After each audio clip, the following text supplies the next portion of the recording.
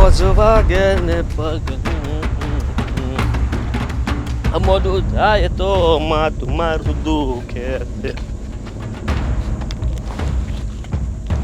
ભાઈબંધોએ દોસ્તારોએ લતે લતાડ્યો છે.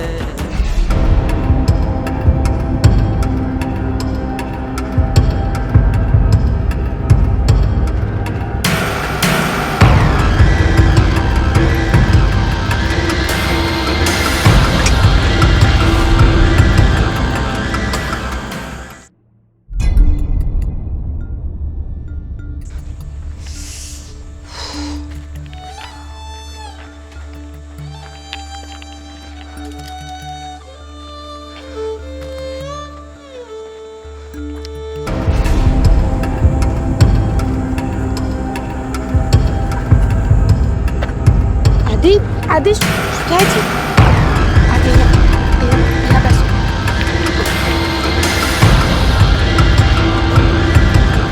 થાય છે તમને? આદિ પેક કરી લો. જો આદિ ટેન્શન ન લો, ઘર સાવ નજીક છે, હમણાં ઘર આવી જશે. ચલો થોડી હિંમત રાખો. એ તો હિંમત નથી મારામાં, કારણ કે ઘર નજીક આવશે ડર લાગે છે મને. શું જવાબ આપીશું ત્યાં? મને પણ ખબર નથી પડતી કે શું કરીશું આપણે. અત્યાર સુધી આપણે શહેરમાં રહ્યા છીએ, એક સારી એવી લાઈફસ્ટાઈલ જીવતા હતા, પણ અચાનક આપણી હાલત એટલી બગડી ગઈ છે કે ઘરના લોકોને પણ શું કહેવું એ ખબર નથી પડતી. પહેલાં આપણી જીવવાની રીત કંઈક અલગ જ હતી આદિત્ય.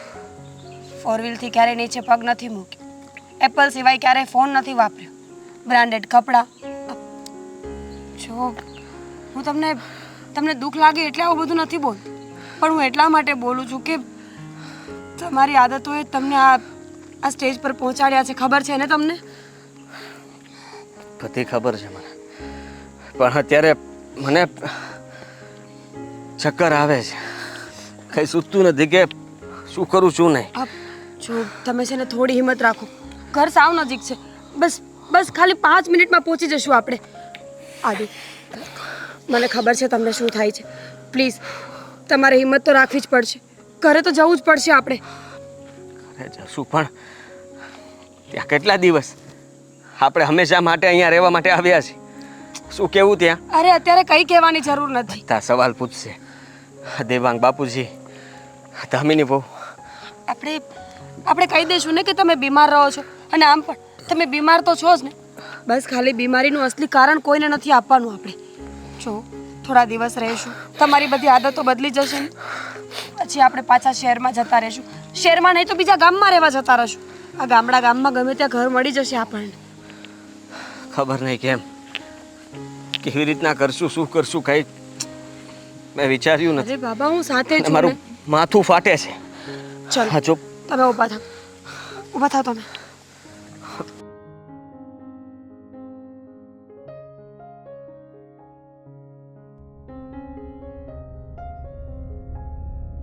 પ્લીઝ થોડું કંટ્રોલ રાખો માઇન્ડ પર. હમણાં ઘરે પહોંચી જશું. બાપુજી, આ વખતે ઓલું પંચાયત બેઠી હતી ને ત્યારે આ ગામમાં કંઈક બધા ઓલું છાણિયું ખાતર ને એવું બધું આમ દેશી બધી વસ્તુની સમજાવટવાળા ભાઈ આવ્યા હતા. એણે કીધું છે કે આ વખતે આમ ઓલી ઓર્ગેનિક ખેતી કરવી છે, ખાતર દવા વગરની. હા એ જ. તો એ કે આ બધું છાણિયું ખાતર ને એવું વાપરો તો જમીન ને બધું તમારે સારું રહે. તો આપણે શું કરવું છે? આમ ગામના લોકો વળતા હોય એ બાજુ વળવું છે? એ તો વળવું જ પડે ને. હેરાન થવું તો બધા થવું એ કરે, ને લાભ થાય તો બધા ને કરે થાય. ના એમ તો ફાયદા ઘણા બતાવ્યા હતા હોય ને, તો અને આમ બધું સામે જ બતાવતા હતા. આ મોટા ભાઈ ને ભાભી નહીં આવવાના છે. અરે મોટા ભાઈ, ભાભી, આવો. જય શ્રી કૃષ્ણ. જય શ્રી કૃષ્ણ. બેટા બેહો. અરે આવવાના હતા તો તે મને કીધું નહીં. હું વાત કરવાનો હતો પણ હવે આવો. જય શ્રી કૃષ્ણ. પાણી લેતી આવો. ના પાણી હમણાં જ પીધું, બેગમાં ભેગું જ છે. દીકરા આમ અચાનક એમ અચાનક કાંઈ નથી. આ 2 દી પહેલા કંઈક મોટા ભાઈ વાત તો કરતા હતા. ખરાબ થઈ ગઈ હતી હમણાં. આદિત્યની તબિયત બહુ ખરાબ થઈ ગઈ હતી ને, તો ડોક્ટરે કહ્યું કે વાતાવરણ બદલવા માટે ગામડે જવું પડશે તબિયત ખરાબ થઈ ગઈ? ગામડાના માણસો સારવાર કરવા માટે શહેરમાં જઈને શહેરથી અહીં આવ્યા તમે લોકો સારવાર માટે નહીં દામિની, હવા બદલે ને માણસ શુદ્ધ હવામાં રહે, શુદ્ધ વાતાવરણમાં રહે અને સારું જમે ને એટલે કે શુદ્ધ દેશી ખોરાક તો એ જલ્દી સાજા થઈ જાય એટલા માટે. મોટા ભાઈ એમાં ન મળે આવું? ન મળે. આ તમે કંઈક કહેતા હતા કે આ કામ ધંધાનું હમણાં થોડુંક અટવાય એવું છે ને એટલે આવું છે ને આ પાછું કામ બંધ થઈ ગયું છે મારું, અને રહી વાત તો તબિયત પણ સારી નથી રહેતી ત્યાં, એટલે વિચાર કર્યું કે ગામડે જતો રહું. હા અરે એટલી બધી તબિયત ખરાબ થઈ ગઈ હતી ને તે અમને જણાવ્યું પણ નહીં. બાબુજી સારું થઈ જાય તો શું ખોટું તમારે ઉપાધિ કરવી, એવું વિચારીને મેં કીધું કે વાત નથી કરવી, પણ ના છૂટકે મારે અહીંયા આવવું પડ્યું અને તમને સાચી હકીકત કહેવી હા પડી. એ સારું કર્યું તું અહીંયા વ્યૂ હોય. હા. હમણાં હવા બદલો થાય. આ તબિયત ખરાબ છે એમાં થયું છે હું કઈ સમજાતું નથી આમ જોઈએ તો બરોબર લાગે એટલે છે મજા નહીં હોય હવે સમજી જાની હું તું તે એમાં હું થયું ને? કમી છે. એની વિટામિન બોડીમાં ઓલા વિટામિન્સ ઘટે છે, અમુક ખોરાક ન મળતો હોય, હવા પાણી ફેર થઈ જતું હોય ને કામ વધારે પડતું કરે ને એટલે નબળાઈ આવી ગઈ છે. B12 ઘટે છે. B12 મીઠ તો આપણે ઘણા નથી પીધું. B12 એમ કે હું તું તે સમજ્યા વગરની હું કહું છું ભાભી પાણી મળશે. ઠંડુ તો અહીંયા ક્યાંથી હોવાનું ક્યાં હોય ગોળાનું પાણી છે લેતી આવ B12 એટલે શું કહેવાય? કહેશે બાપુજી મને નથી ખબર પડતી તો હું એનો આવે એક પ્રકાર છે જે કણ આપણા લોહીમાં ઘટતા હોય ને તો હાથ પગમાં દુખાવો રહે, હાથ પગમાં ધ્રુજારી આવે અને ઘણી વખત માણસને ચક્કર આવીને બેભાન પણ થઈ શકે. કાંઈ નહીં તમ તારે આમ જો અહીંયા કાંઈ ઉપાધિ કરવાની જરૂર નથી. આવ્યા છો તો 2-5 દી તમ તારે શાંતિથી રોકાજો અને 2-5 દી પછી તમ તારે તમને મન થાય ત્યારે જતા રહેજો એમાં હું લ્યા? 10 દી ભલે ને રોકાઓ. 10 દિવસ નહીં બાપુજી, સારું 15 દિવસ અમે તો હંમેશા માટે અહીંયા રહેવા આવ્યા છીએ. હંમેશા માટે હા બાપુ. અરે આ ગામડામાં કાંઈ રાખ્યું નથી. અરે અમે તો આખી જિંદગી અહીંયા કાઢી નાખી. અમે વિચાર કરતા રહ્યા શહેરમાં જવું. પણ હવે તમે તો શહેરમાં ગયા છો બાપા, શહેરમાં કઈક રળી ખાવ ને. મેં વિચાર લીધું છે કે હવે અહીંયા જ આખી જિંદગી પૂરી કરી નાખ. પણ અહીંયા તમને આ ખેતરનું કામ નહીં ફાવે ન્યા તમે શેરના કામ કરો ને અરે આપણે એ બધું પછી નક્કી કરીશું ને, એ બધું આપણે પછી નક્કી કરીશું. અત્યારે આદિત્યની તબિયત ખરાબ છે, એમને આરામની જરૂર છે. આદિત્ય ચલ. ભાભી ભલે ને બેટા અહીંયા બેસું બધા અહીંયા મન એનું હળવું થાય આમ વિચાર ફરશે આરામ કરવા દે ને એને.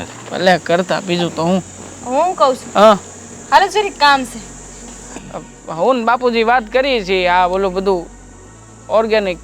હા આવું હાલ રહોડામાં જાઉં છું પછી આવશું હા તો હવે કાંઈ નહીં, તું જા તારું કામ પતાય. હા આ રહોડાનું કહીને આમ ગઈ છે ઊભી છે લ્યો હું આવું હમણાં હો બાપુ. હા હું થયું છે આ છોકરાને. હાલો તો રે પણ અલા, આમ ક્યાં લઈને જાય છે તું? હા તો વાત કરવી હતી તો લઈને તો આવું જ ને પણ વાત કરવી છે તો ત્યાં બધાની વૈસે કરી શકે કે નહીં? બધાની વચ્ચે વાત નથી થાય એમ ને એટલે અહીં આવીને બોલું છું. હજુ તમારી ઈચ્છા હોય કે બધાની વચ્ચે વાત કરું તો હાલો.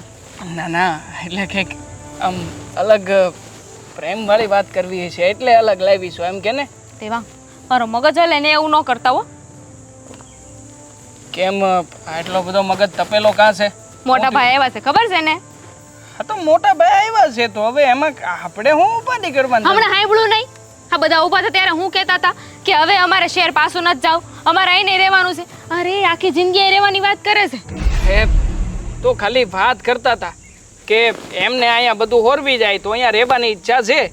માણા પોતાની ઈચ્છા એમ જતાવી ન હોય કે બધાની વચ્ચે? ચોખ્ખું બોલ્યા એ કે આ ડાક્ટરે એમને કીધું છે કે તમે અહીંયા રહ્યો, તબિયત ખરાબ છે એટલે અહીંની હવા પાણી એમને ફાવી જાય એમ. અરે હાલો માની લઉં કે બીમાર છે એટલે અહીં રહેવા આવ્યા છે, પણ પહેલા તો મોટા ઉપર એ જ ગયા હતા ને કે અમારે શહેર વહી જાવ છે, અમને અહીં નથી ફાવતું એમ, તો હવે અહીં રહેવાની કા વાત કરે છે? હા તો બાપુજીએ તે ટોણો માર્યો જ તો તે સાંભળો નહીં? બાપુજીએ હું કીધું તું કે અહીંયા કઈ બધું બરાબર નથી, તમે ન્યા છો એ બરાબર છો, એક દીકરો ન્યા ને એક દીકરો અહીંયા. પણ હવે ઈ ખાલી અને પછી એમણે કીધું ન સાંભળું, કીધું ને કે ના અમારે તો અહીંયા જ રહેવું છે એમ. અટાણે તો વિચાર પાક્કો જ છે કે અહીંયા જ રહીશું. જોવો સીધી એવી વાત છે, એ આખી જિંદગી અહીં રહે ને તો મને નહીં પોસાય. એટલે મને ખબર છે કે એમ મેળ આવે એમ નથી. આપણું મકાન નાનું એવું છે અને આમે તે બે ભાઈઓનો સમાવેશ થાય એવી કોઈ વ્યવસ્થા નથી.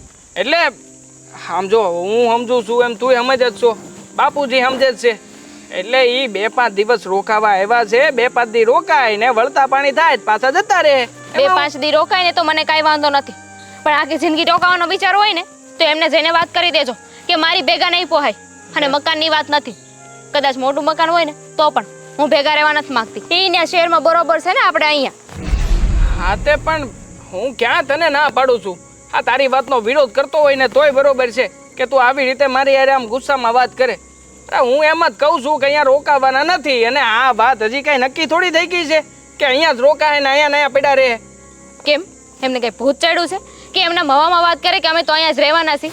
તમે સમજતા નથી. એ છે ને કંઈક વિચારીને આવ્યા છે, કોને ખબર આ શહેરમાં હું કાળા કારનામાં કરીને આવ્યા છે તે હવે અહીંયા રહેવું છે. કાંઈ કાળા કારનામાં કર્યા નથી. હવે બૈસારાને મજા નથી રહેતી મોટા ભાઈને, તો વળી હાજુ માંદું એમને થાય કે આપણું ગામડું છે તો ત્યાં જાય અને થોડુંક આમ વાતાવરણ સુધરે અને કંઈક શરીરને સારું રહે એટલા માટે આવ્યા હોય ને એમાં તું પણ નો જાણે કેવા કેવા શક કરે. હા તો કરે, એમાં ખોટું હું છે? આ કોઈ દી હાજા માંદા આપણે હોય ને ત્યારે કોઈ દી ડોકાવા નથી આવ્યા. બાબુજીની તબિયત બગડે ને તો આંટો મારવા નથી આવ્યા. અને અત્યારે અચાનક આવી ગયા. પણ પીડા હોય તો પછી શું કરે? હે, આ માણાને જ્યારે પોતાના ઉપર વીતે ને ત્યારે જ સમજણ પડે. એવું જ છે. અને આમ જો તું અત્યારમાં કઈ ચિંતા ન કર. એ આવ્યા છે ને તો એમની જમવાની ને એ બધી વ્યવસ્થા કરવાનું કર. ચિંતા મારે નહીં, ચિંતા તમારે કરવાની છે. કારણ કે એટલા વર્ષો પછી છે ને એ કારે બધાને ભેગા રહેવું ને એ શક્ય નથી. જો મારી વાત સાંભળ, હું છે ને મારી રીતે જાણવાની કોશિશ કરું છું કે હકીકતમાં એ લોકોનું આમ બધું હું નક્કી કરેલું છે ને હું નહીં. મને જેવી કંઈ પણ ખબર પડશે ને એટલે બાપુજીને બેહાડીને બાપુજીની યારે હંધી વાત કરી લે અને બધી સોકવટ મારે કરવાની છે ને હું કરી લે. અને તમારા મોટા ભાઈને કહી દેજો કે એમની લાઈડ સાહેબની વહુ છે ને એને કહી રાખે કે ઘરમાં કામ કરાવવા પડશે. એમનો હમ છે કે અહીંયા આવ્યા છે તો આરામ કરવા મળશે. ભાભીને એ લોકો હવે શહેરમાંથી ગામડે આવ્યા છે તો પછી ગામડા પ્રમાણે એને બધી વસ્તુ ન ફાવે. એને ખોટા તું કંઈક સીંધે ને તો અમુક ન ફાવે તો આખી જિંદગી એમને રહેવાની વાત કરે છે. ઓહો ના પેલા રહેતા જ ને સિટીમાં તો હમણાં ગયા. પેલા રહેતા હતા ને હવે ટેવ બધી ન્યાની પડી ગઈ હોય. આ ન્યાની રહેણી કેણી ને આપણી બધી અલગ અલગ હોય. એટલે જો હું સમજી ગયો કે હું કરવાનું છે મારે ને હું નહીં. તું ગુસ્સો નહીં કર, આ જોઈ લેવું આપણે. હા હાલ હવે બધાને હારે બેહી આમ એકલામાં બધી વાતો કરતા હોય ને ભૂંડા લાગીએ આપણે. તમે જાઓ, મારે ન થાવ. બેહો બધાયની હારે. આ ભાઈ આવ્યો છે ને તમારો એટલા વર્ષો પછી, હારા લાગતા હોય એમ. તો ઠીક છે. હા હું મોટા ભાઈને લઈને આમ વાડી દીમનો જાઉં છું. આ બધું બતાવતો તો આવું કે હમણાં ગામમાં શું હાલે છે ને હું નહીં એમ ગામ ને વાડીને બધું જોઈ લે. હા જાઓ. હા જાઉં છું.